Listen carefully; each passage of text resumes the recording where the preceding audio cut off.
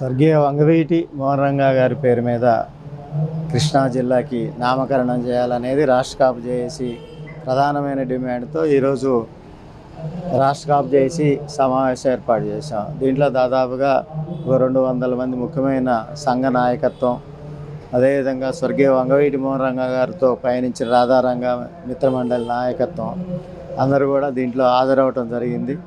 మరొక్కసారి కృష్ణా జిల్లాకి స్వర్గీయ వంగవీటి మోహన్ రంగా గారి పేరు పెట్టాలనే డిమాండ్ని రాష్ట్ర ప్రభుత్వ పెద్దలు, గౌరవ ముఖ్యమంత్రి చంద్రబాబు నాయుడు గారి దృష్టికి కానీ, పెద్దలు పవన్ కళ్యాణ్ గారి దృష్టికి కానీ, పెద్దలు నారా లోకేష్ గారి దృష్టికి కానీ తీసుకెళ్లాలనే ఉద్దేశంతో ఈరోజు ఈ డిమాండ్ మేరకు ఈ సమావేశం ఏర్పాటు చేశాం. అంటే ఇంతకుముందే గత నెలలో దాదాపుగా రాష్ట్ర కాపు చేసి ప్రధానమైన డిమాండ్లో 12 రాష్ట్ర ప్రభుత్వాన్ని పంపడం జరిగింది.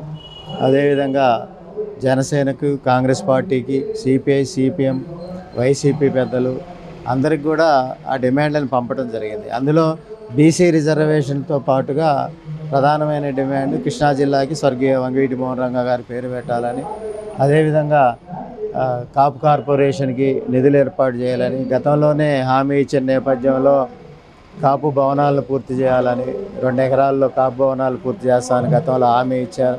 అవి పెండింగ్లో ఉన్నాయి. ఈ సమస్యలన్నింటినీ తీర్చాలనే డిమాండ్ల మీద రాష్ట్ర కాపు జేఏసీ 2 సార్లు సమావేశాలు పెట్టి ఆ యొక్క డిమాండ్లని ప్రతినిధుల ద్వారా అన్ని పార్టీలకి, ప్రభుత్వానికి పంపడం జరిగింది. పేద బడుగు బలహీన వర్గాల యొక్క మనసుల్లో, గుండెల్లో ఉన్న వంగవీటి మోహన్ రంగా గారి పేరు కృష్ణా జిల్లాకు పెట్టాలని ప్రధానమైన డిమాండ్తో ఈరోజు ఈ సమావేశం ఏర్పాటు చేశాం.